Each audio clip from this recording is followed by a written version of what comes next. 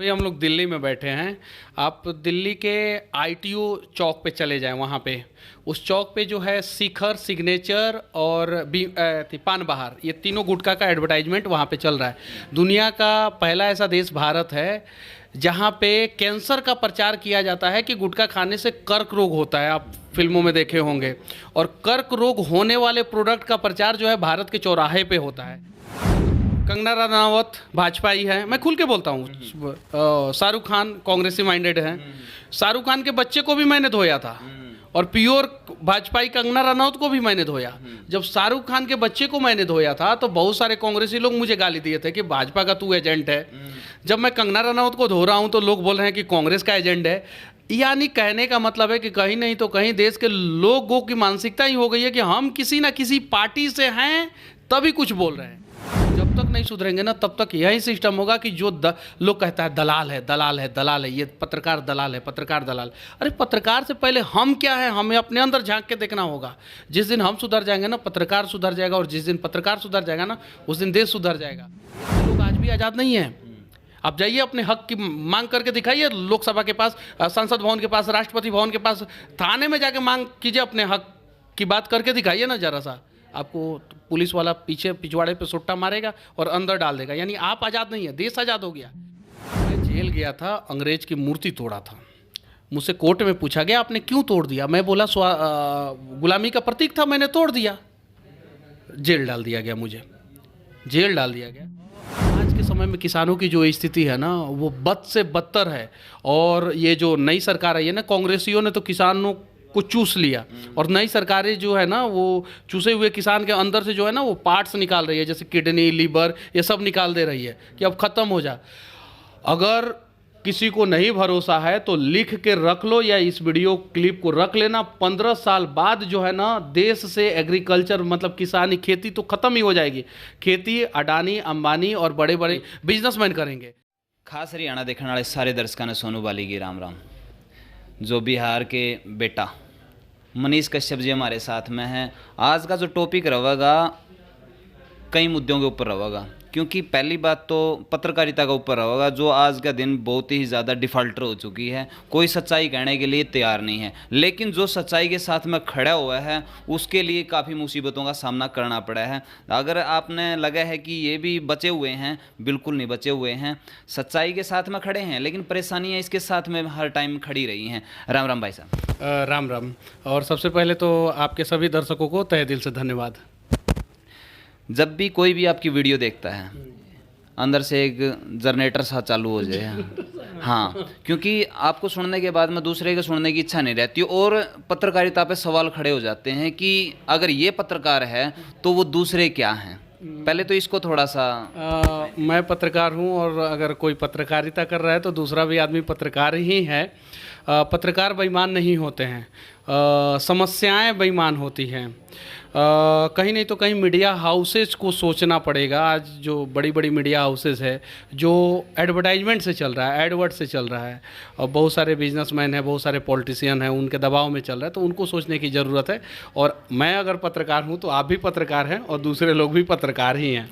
तो एक बात और मैं कहना चाहूँगा कि जो इस समाज की व्यवस्था पर बड़ा सवाल उठा हुआ है, जिस आदमी को हम आइडल मानते हैं वही बाद में जर्दा पूड़ी की मसूरी दिखा हुआ है, और एक जर्दा पूड़ी को बेचने के लिए दो दो एक्टर को लगे हैं। कभी शाहरुख खान और अजय देवगन लगे हैं, कभी रणबीर कपूर और साथ में अमिताभ बच्चन को साथ में लगना। तो इतना क्या है कि जिसे लोग एक इंस्पिरेशन के रूप में देखते हैं उन्हें। अभी हम लोग दिल्ली में बैठे हैं। आप दिल्ली के आईटीओ चौक पे चले जाएं, वहाँ पे उस चौक पे जो है शिखर, सिग्नेचर और पान बहार, ये तीनों गुटखा का एडवर्टाइजमेंट वहाँ पे चल रहा है। दुनिया का पहला ऐसा देश भारत है जहाँ पे कैंसर का प्रचार किया जाता है कि गुटखा खाने से कर्क रोग होता है। आप फिल्मों में देखे होंगे। और कर्क रोग होने वाले प्रोडक्ट का प्रचार जो है भारत के चौराहे पे होता है।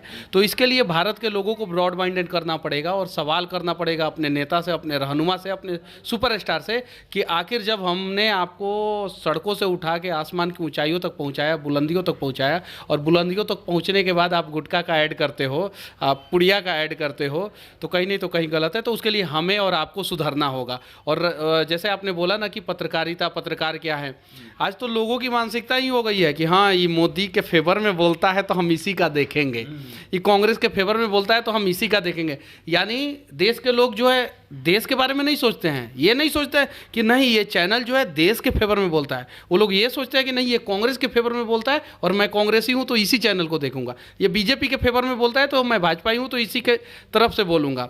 तो ये सब चीज़ें, इन सब चीज़ों पर चर्चा करना होगा, डिस्कस करना होगा, तब जाके जो है ना कुछ सुधार होगा और तब जाके सड़कों पर पुड़िया का एडवर्टाइजमेंट बंद होगा। कहीं ना कहीं आज भी मैंने आपकी एक वीडियो देखी थी जिसमें आपने कंगना रनावत को टारगेट किया था और ऐसी जगह पे क्या मैं बताता हूँ, कंगना रनावत भाजपाई है, मैं खुल के बोलता हूँ। शाहरुख खान कांग्रेसी माइंडेड है, शाहरुख खान के बच्चे को भी मैंने धोया था और प्योर भाजपाई कंगना रनावत को भी मैंने धोया। जब शाहरुख खान के बच्चे को मैंने धोया था तो बहुत सारे कांग्रेसी लोग मुझे गाली दिए थे कि भाजपा का तू एजेंट है।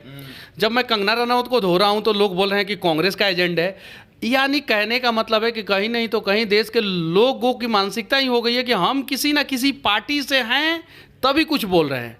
ऐसा नहीं है यार, इस देश में बहुत सारे लोग हैं जो हिंदुस्तान के एजेंट हैं और वो हिंदुस्तान जिंदाबाद के अलावा कुछ नहीं जानते हैं, और उनमें से हमारे जैसे बहुत सारे पत्रकार हैं और उन्हें हिंदुस्तान की फिक्र है, ना कि कंगना की और ना कि शाहरुख के बच्चे की फिक्र है। तो कहीं ना कहीं सिस्टम पर भी बड़ा सवाल उठा है कि जो सरकार के फेवर में करता है, नहीं, उसने फेवर में जो बोला तो उसके बाद में उसे बड़ा पुरस्कार दिया जाता है। पहले अनुपम खेर को भी दिया गया था जब वो उसके फेवर में बोल रहे थे, पद्मश्री या पद्म भूषण इस तरह के। देखिए, अब हम लोग चर्चा कर रहे हैं कि अनुपम खेर और कंगना रनावत, इसके पहले कांग्रेस की सरकार थी तो उनके फेवर में बोलने वाले को दी जाती थी। ऐसा नहीं है, अगर हम सिर्फ इस पे चर्चा करेंगे ना तो कहीं नहीं तो कहीं हम कांग्रेसी कहलाएंगे। कांग्रेस के समय में भी यही सिस्टम था, भाजपा के समय में भी यही सिस्टम है, और ये सिस्टम अगर हम सुधारना चाहते हैं तो पहले हमें सुधारना होगा। हम लोग जब तक नहीं सुधरेंगे ना तब तक यही सिस्टम होगा कि जो लोग कहता है दलाल है, दलाल है, दलाल है, ये पत्रकार दलाल है, पत्रकार दलाल। अरे पत्रकार से पहले हम क्या है, हमें अपने अंदर झांक के देखना होगा। जिस दिन हम सुधर जाएंगे ना पत्रकार सुधर जाएगा, और जिस दिन पत्रकार सुधर जाएगा ना उस दिन देश सुधर जाएगा।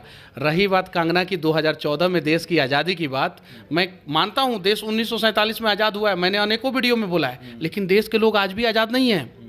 आप जाइए अपने हक की मांग करके दिखाइए, लोकसभा के पास, संसद भवन के पास, राष्ट्रपति भवन के पास, थाने में जाके मांग कीजिए, अपने हक की बात करके दिखाइए ना जरा सा। आपको पुलिस वाला पीछे पिछवाड़े पे सुट्टा मारेगा और अंदर डाल देगा। यानी आप आज़ाद नहीं है, देश आज़ाद हो गया। तो इस पे चर्चा होना चाहिए, और कंगना जी और शाहरुख के बच्चे जो है ना उस पर चर्चा नहीं होना चाहिए। बस वो उन लोगों ने गलत किया, उनको धो दो और फिर देश के लिए आवाज़ उठाना शुरू कर। मनीष कश्यप ने भी सच्चाई का साथ देने की कोशिश की है और करीबन 18 केसेस आपके ऊपर हैं, आपने जेल भी काटी है, तो सच्चाई का रास्ता हमेशा से ही कठिन रहा। मैं जम्मू में रहा हूँ जेल में, कश्मीर में रहा हूँ जेल में, बिहार में अनेकों बार जेल गया मैं जेल गया था, अंग्रेज की मूर्ति तोड़ा था। मुझसे कोर्ट में पूछा गया आपने क्यों तोड़ दिया, मैं बोला गुलामी का प्रतीक था, मैंने तोड़ दिया। जेल डाल दिया गया, मुझे जेल डाल दिया गया। आप बताइए कि हिंदुस्तान के किसी भी कोने में इमरान खान का मूर्ति लगाना जायज़ है क्या? पहला सवाल, फर्स्ट सवाल, कहीं नहीं जायज़ है, इमरान खान की मूर्ति नहीं लगा सकते। इमरान खान ने हिंदुस्तान को ज़्यादा नुकसान पहुंचाया है कि अंग्रेजों ने ज़्यादा नुकसान पहुंचाया? अंग्रेजों ने ज़्यादा नुकसान पहुंचाया हिंदुस्तान को, तो अंग्रेजों की मूर्ति हिंदुस्तान में कैसी लगाई जा सकती है? तो इन सब चीज़ों पे चर्चा होना चाहिए, और जब इन सब चीज़ों पे चर्चा होगा तो आपको हमें कभी समस्या नहीं होगा। बिल्कुल बिल्कुल। एक बात और बड़ी निकल का आवा है कि आपने किसान आंदोलन का बारे में तो सुना ही है, क्योंकि आज का दिन, क्योंकि जो हालात आज हरियाणा और पंजाब के हैं 2006 में बिहार के हो चुके हैं, क्योंकि मंडियां वहाँ से हटा दी गई थी, किसान को दर दर की ठोकरें खानी पड़ी हैं। तो आप इस बारे में, किसान आंदोलन होना चाहिए, मैं इसका समर्थन करता हूं और खुल के समर्थन करता हूं, लेकिन टिकैत जी जिस प्रकार से कर रहे हैं उसका मैं समर्थन नहीं करता हूं, कहीं नहीं करता हूं उसका समर्थन।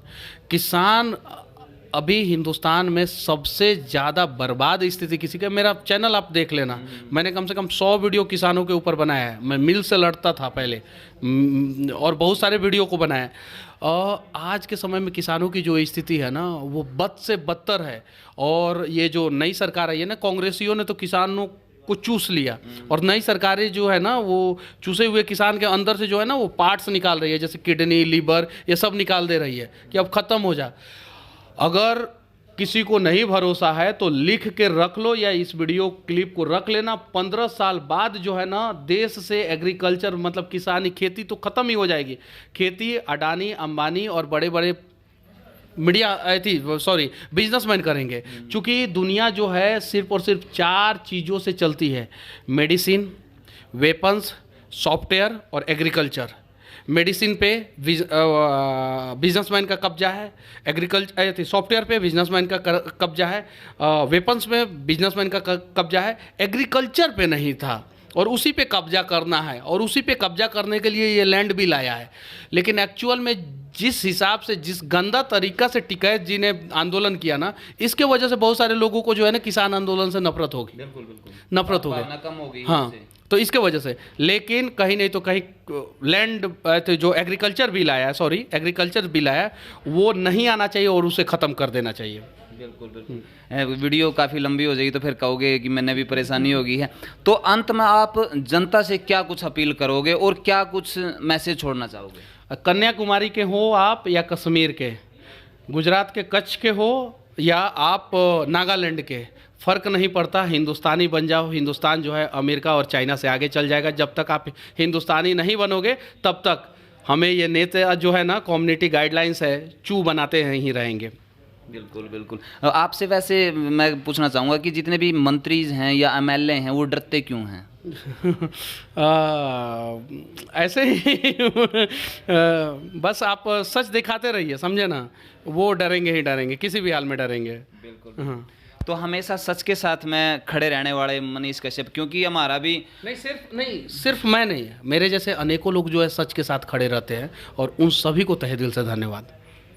भाई, सच के साथ में खड़े रहने वाले हर हिंदुस्तानी को तहे दिल से धन्यवाद, और स्पेशली मनीष कश्यप को, क्योंकि जिस तरीके से ये आवाज़ को उठाए हैं और जो प्रेजेंट करें हैं, कहीं ना कहीं आदमी के दिल और दिमाग में अपनी छाप छोड़ दे हैं। क्योंकि इनकी बहुत सारी वीडियोस आपने देखी होंगी जो आदमी भूल नहीं सकता, एक बार देख ली तो।